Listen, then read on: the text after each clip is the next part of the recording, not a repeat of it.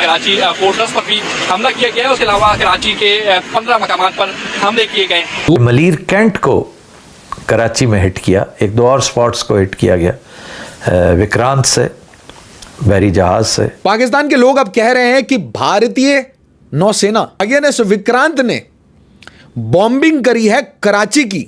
अगर भारत के images release कर रहा है, चीन की सैटेलाइट कंपनी ने इमेज रिलीज किया जिसमें नूर खान एयरबेस को उन्होंने बताया कि नुकसान हुआ है, उन्होंने 2-3 और पाकिस्तान की एयरबेसिस का दिखाया। ये चीन की सैटेलाइट है। इंडिया की सैटेलाइट कावा के पता नहीं उसका क्या नाम है, उसने भी जारी किया और ये कंफर्म हो रहे हैं दोनों। पाकिस्तान जैसा गरीब मुल्क की हम फाइनेंशियली कुछ चीजें हमारे लिए बहुत मुश्किल है, लेकिन मोदी ने जो हमारे ऊपर वॉर हिस्टेरिया एक किस्म का नाफिज कर रखा है, वो जब तक हम पूरी तैयारी नहीं करेंगे तो हमारी उसमें जान बख्शी फिर नहीं है। उनकी नेवी आई थी उड़ाने के लिए, समुद्री रास्ते ये बिहार पहुंचे अभी पहुंच गए बिहार से।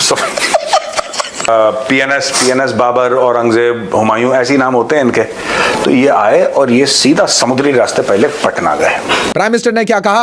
नो न्यूक्लियर ब्लैकमेल भैया, चलिए पहली फुर्सत में निकलो, घुटने पे बैठो, कमर तोड़ी जाएगी और ताबड़तोड़ कार्रवाई होगी। और यह समझ नहीं आएगा कि एयरफोर्स ने मारा, नेवी ने मारा, अननोन गनमैन ने मारा, बलोचों ने मारा, पश्तूनों ने मारा। भारत को इस इलाके का चौधरी समझती थी, सबसे ज्यादा ताकतवर मुल्क समझते थे और उनके मफादात जुड़े हुए थे इस खित्ते में उनके साथ भी। उन्होंने प्रिसाइजली पाकिस्तान के सेटल्ड इलाके, बहावलपुर, मुरीद के, सियालकोट का एरिया, उन तमाम जगहों पर, और दूसरी तरफ मुजफ्फराबाद, कोटली बाग, उन तमाम इलाकों में 24 मिसाइल फेंके और प्रिसाइज मिसाइल फेंके। पहले भी उन्होंने फुटेज दी, मिसाइल मारने के बाद भी फुटेज ली। यहां बहुत बड़ा सवाल है कि हम उनका एक भी मिसाइल ना रोक सके। जी हाँ।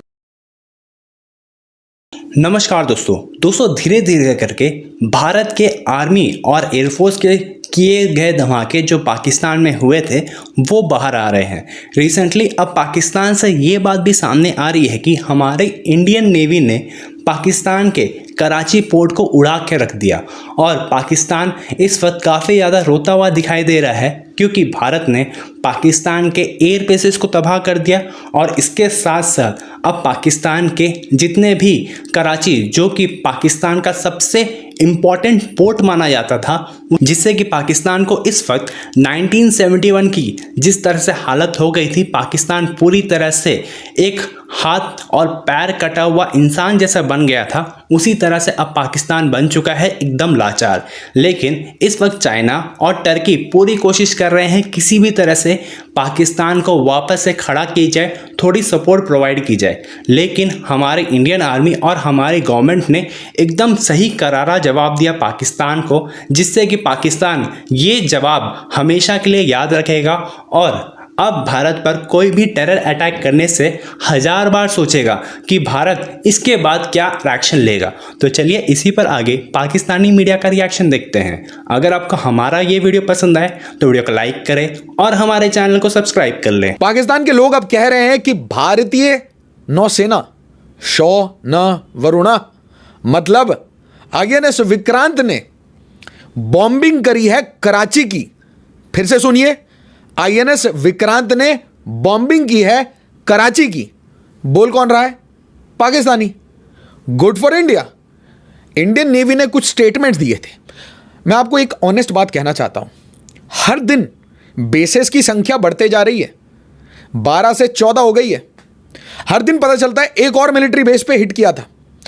ऐसा लग रहा है कि गो अहेड तो दिया गया था, but Indian navy, Indian air force को बता नहीं रही थी कि हमने 2 एक्स्ट्रा मार दिए हैं। आप समझिए, इंफॉर्मेशन वॉरफेयर चल रहा था, फॉग ऑफ वॉर चल रहा था। इसके बीच में कुछ लोगों ने फैक्ट चेकिंग करी थी।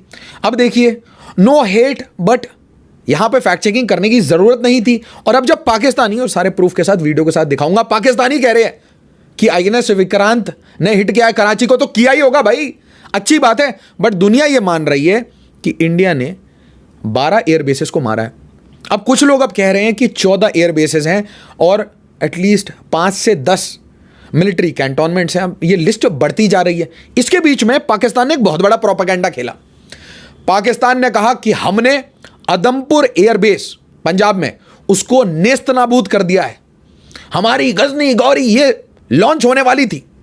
आपको सुबह नैरेटिव बस्ट करके बताया था कि हमारी गजनी गौरी लॉन्च होने वाली थी, हम न्यूक्लियर वेपन डालने वाले थे और इसलिए भारत झुक गया। प्राइम मिनिस्टर ने क्या कहा?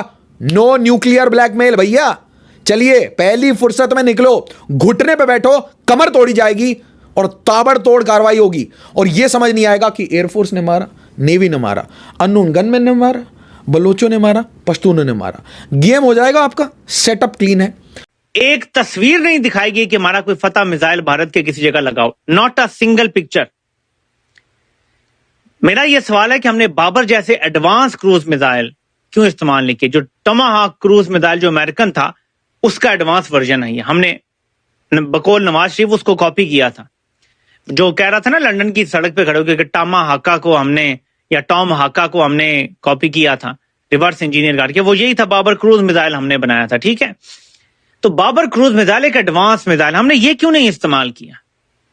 कोई विजुअल हमारे पास कंफर्म, मैं ऑब्वियसली कोई एक्सपर्ट तो नहीं होना जंग में, लेकिन कोई ऐसा हथियार होना चाहिए था जो हम इस्तेमाल करते, जो हमें विजुअल कंफर्मेशन तो देता कि हमने भारत की कौन सी जगह टारगेट की है। अब हमारे पास कोई सबूत नहीं है कि हमने भारत की कितनी जगह तबाह की। हाँ, एयरफोर्स का जो नुमाइंदा था उसने कहा कि मेरे पास और भी विजुअल्स हैं सैटेलाइट के, लेकिन दिखाना जरूरी नहीं है। वो भारत खुद मान रहा है कि हमारा नुकसान हुआ है। चलें जी, मान लेते हैं उनका नुकसान हुआ है, लेकिन ये कहीं नहीं हुआ मैंने, बल्कि पाकिस्तान की एक एयरबेस का जो रनवे है वो सैटेलाइट इमेज में तबाह हुआ देखा है। मैंने आपको कल उसका गड़ा भी दिखाया था, तो वो पता चलता है। तो पाकिस्तान की तरफ जो है वो तो सैटेलाइट से चीजें आ गई हैं, लेकिन क्या पाकिस्तान ही को नहीं चाहिए?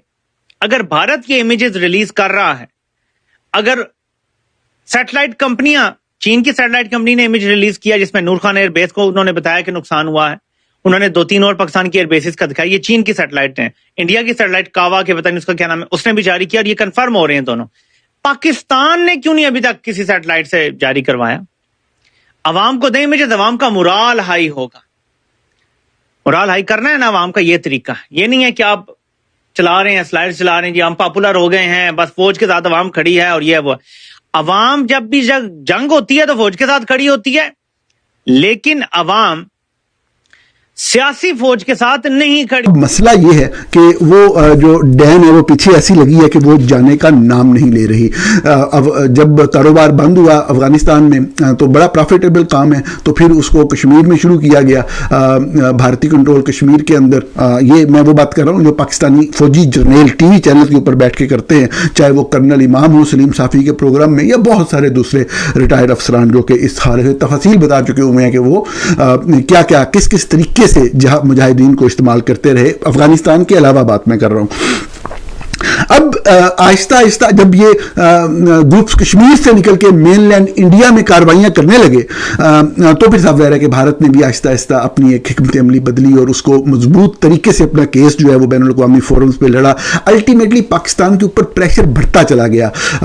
जो वॉर एंड टेरर थी उसके बाद पाकिस्तान खुद बदतरीन दहशतगर्दी का शिकार हुआ। वही दहशतगर्द जो हमने पाले थे वो हमारे खिलाफ हो गए, उन्होंने हमारे ऊपर ही हमले शुरू कर दिए।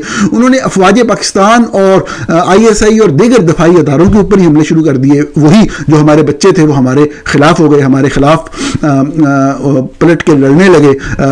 वो जो सांप हमने पाले थे वो हमारे ही बच्चों को काटने लगे, और वो सांप इतने मजबूत थे कि आज के दिन तक हम उन्हें ख़त्म नहीं कर सके। वो सांप कुछ अलहदा सांप हैं जिनको ये फितनतुल ख्वारिज आजकल कहते हैं, जो खुद अपने तौर पे ऑपरेट करते हैं और उनको पाकिस्तान की सोसाइटी और ओवरऑल मतलब जो भी जो आप कह लें एक्सट्रीमिस्ट एलिमेंट्स हैं उन्हीं से ही एक सपोर्ट मिलती है। उनको किसी और सपोर्ट की ज़रूरत ही नहीं है।